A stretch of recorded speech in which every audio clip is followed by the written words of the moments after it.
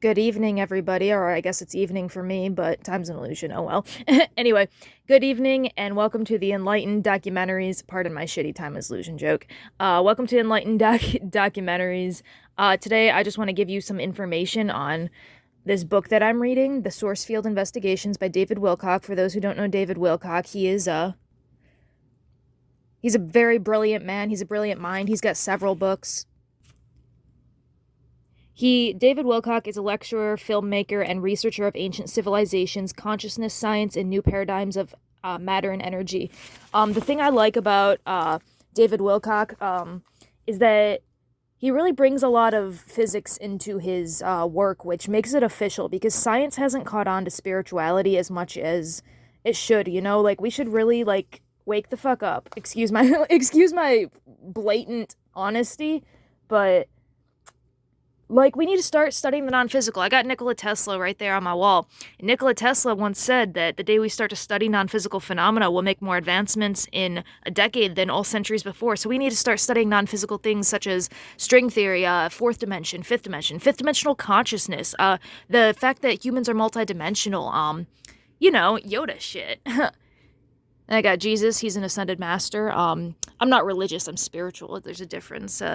Anyway, you don't want to see what's on my wall. I just want to show you some non-physical. The thing I love about David Wilcock is that he studies the non-physical, and he really provides scientific evidence. And I came across this bit of information that I found very, very peculiar. And gosh, I have a lot of notes.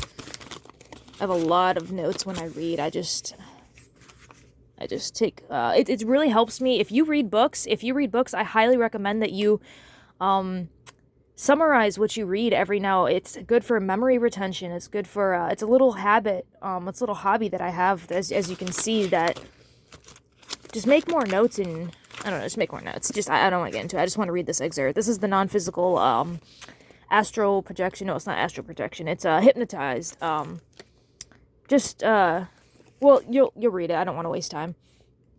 So Talbot, I'm just going to read you this little excerpt. Talbot witnessed his father's friend Tom being hypnotized in the early 1970s by a professional. Now, this is an experiment that they did, some scientists. The hypnotist told Tom his daughter Laura would be invisible to him when he came out of trance. He then had Laura stand directly in front of her father. Tom apparently saw right through her body as he woke up and gazed around the room. That's completely non-physical, guys. That's higher dimensional. And also could not hear her giggling. The hypnotist then pulled a watch out of his pocket and quickly pushed it into the small of Laura's back, keeping it concealed in his hand so no one could have seen what it was, and asked Tom if he could see what he was holding. Tom leaned forward as if staring directly through Laura's stomach and said it was a watch. The hypnotist nodded and asked Tom if he could read the watch's inscription. Tom squinted as if struggling to make out the writing and recited both the name of the watch's owner, which happened to be a person unknown to any of them in the room, and the message. The hypnotist then revealed that the object was indeed a watch and passed it around the room so that everybody could see that Tom had read its inscription correctly. And that's amazing to me personally. That's non-physical. He's detecting other frequencies, other vibrations, and we need to find out the frequency. Nikola Tesla, once again, said to think in terms of energy, frequency, and vibration. Sorry, I just had to spill that real quick. Tom had read the inscription correctly, which is miraculous. Anyway, when I talked to Tom afterward, he said his daughter had been absolutely invisible to him. I got this part underlined. That's where I stopped. All he had seen was the hypnotist standing and holding... I'll read a little bit more. All he had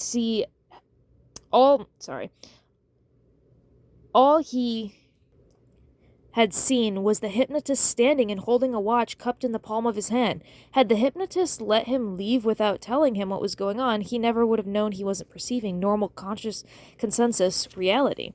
I read this back in 1995, and it made a huge impression upon me. Tom's hypnotized mind could see right through his daughter as if she didn't even exist, and he could read detailed written inscriptions from a pocket watch. If true, this challenges everything we think we know about solid matter and suggests there's a part of our minds with vastly greater capabilities than most of us are even aware of. Now, I think it's a form of remote viewing. There's a great book by the CIA called Reading the Enemy's Mind by Paul Smith, and it proves that we can see through solid objects with our third eye. It's called Reading the Enemy's Mind by Paul Smith. It's another book I read, but I'm done reading this one for now. But by Paul H. Smith, and maybe I'll do a book review sometime.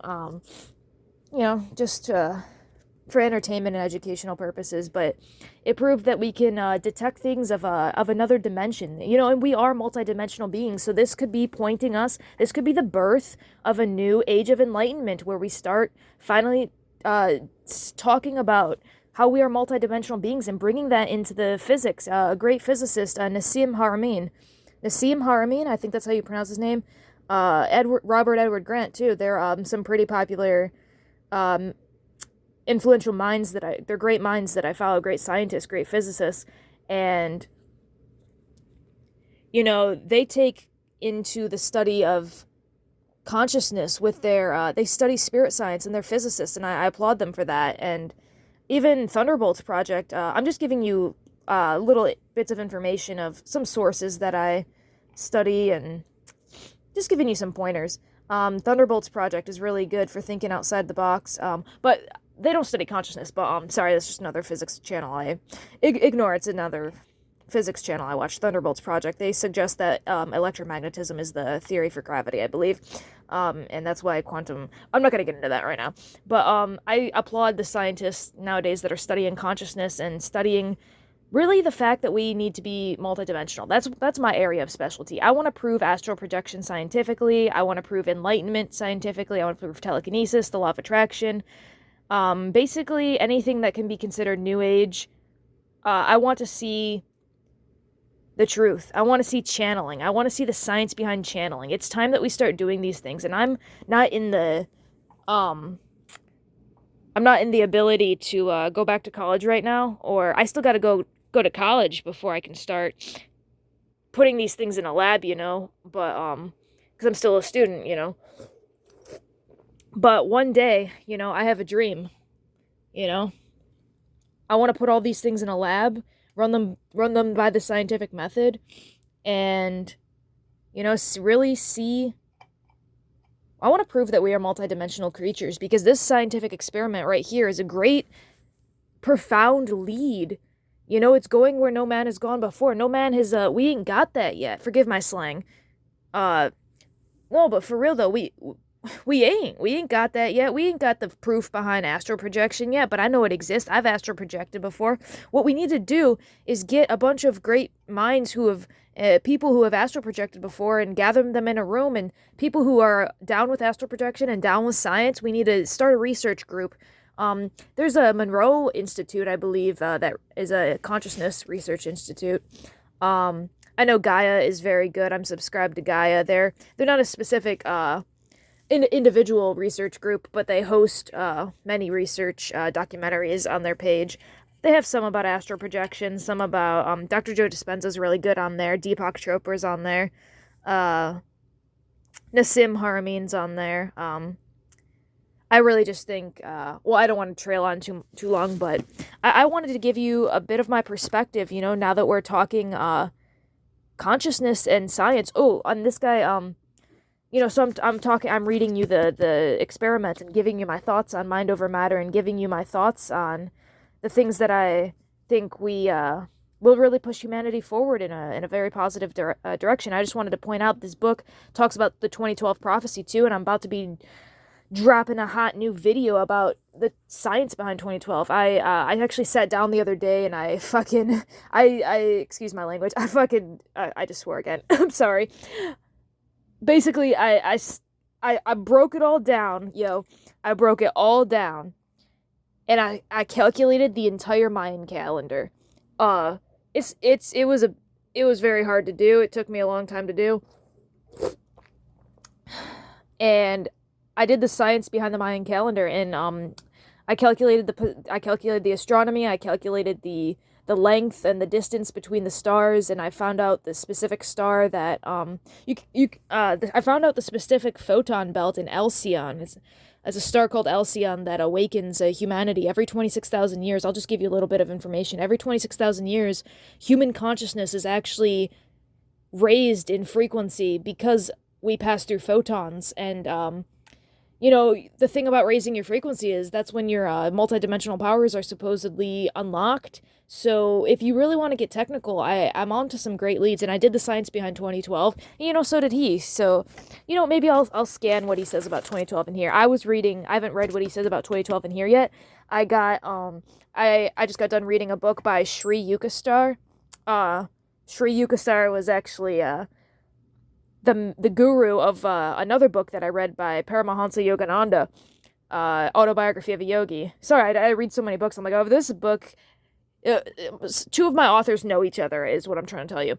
But Sri Yukteswar, the book is called The Holy Sciences, and he does the science behind 2012, and he's got a chart. He's got a beautiful chart that really explains everything. So if you want to learn more about 2012, I suggest this book or that one. But I haven't read the part about 2012 in this book yet, so I can't really. I refuse to give my opinion on things in which I'm not educated about, because that is the educated thing to do. But hey, it's the Mayan calendar, I believe. So we hit the 13th Bach tune. One infinite creator. There's a book, there's another book I read called The Raw Material, and he always says, I greet you with love with the one infinite creator. I think he's the one that says, I think it's Ra. Now, Ra is the sun god in, I believe it's Egyptian mythology. Don't quote me on that. But I want to know if there is a one infinite creator. Is it a self-aware mind? Like, can you talk to this being? Anyway, it would essentially be God at that point. That would be like, we should do the science behind God. I feel like people in religious I feel like these are just questions that we need answers to. Sorry, I don't play small. I don't, Procession of Prophecies, page 99. I use toilet paper as a fucking... Don't ask. Alright, chapter 99, Procession. I know this because it's called the Procession of the Equinoxes, and I cite my sources with U of M. The U of M physics department actually did an article about proving that every 26,000 years we do pass through this photon, and the precession, our planet does wobble on an axis, and, the physics don't lie, and I just want to tell you that I had my site, I get my information from U of M website as well, so I'm not just looking into underground scientists. I don't want to call him woo-woo, because he's not. This book is amazing, but Deepak Chopra is good. Deepak Chopra has a good book called Metahuman. But anyway, I just want to tell you, I cite my sources from all over the place. You question everything. Question everything, especially when you're talking about, like, religion and God and consciousness. Like, question all the religions. I'm sorry, but you can't close yourself off to information. But if you're watching this video, you're probably already woke enough for that, so I'll shut up.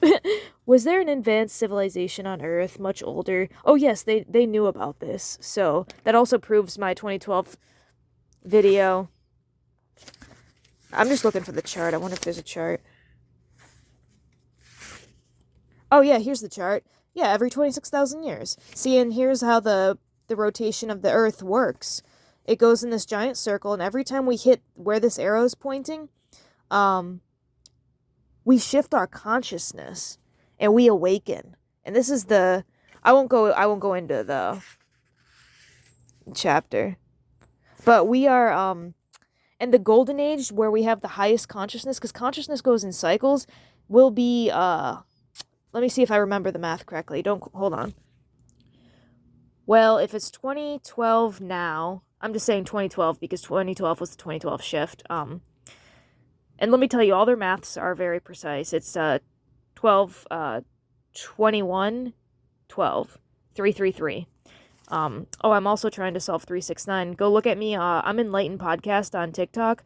I solved a piece of 369. Nikola Tesla right there, he said it's a key to the universe. Anyway, every 26,000 years, I'm trying to think of when the golden age will be. I'm just freeballing it off the top of my head. Hold on, I'm trying to do the math. Well, half of 26,000 is 13,000. That's one Bach tune. Yeah, in about 10,000 years, we'll reach the spiritual apex of society, and then society will fall. I think that's why Atlantis fell. And Plato talks about Atlantis falling. Like, this is not anything new age or new.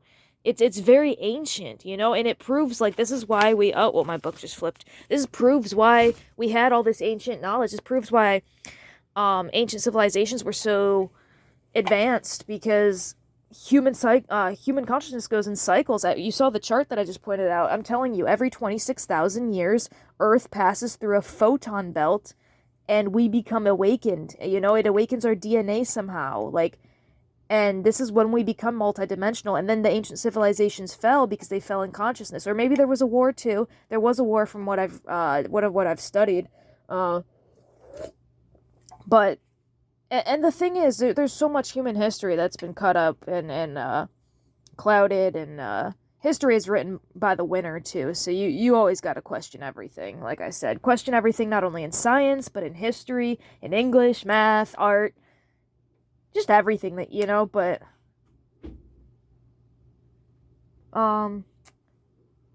yeah. So in about 10,000 years, we'll hit the golden age. That's when you know how everyone talks about the golden age and the real golden age. I did the math, and it's about 10,000 years from now. So if we're in the year 2012 now, in the year 12,000, we'll probably all be multidimensional. And I'm just gonna leave you with that. So this is some really good tea.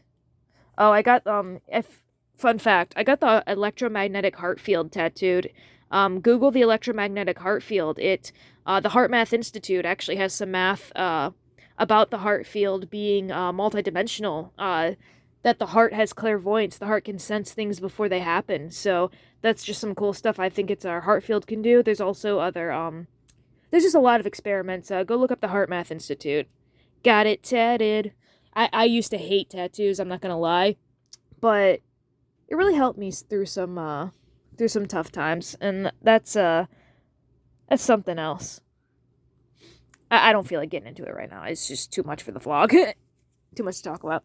But I hope you have a wonderful night. Please donate to my Patreon. I'm getting that up and running. Please share this video if you found it informational, or helpful. Thank you. Have a blessed night.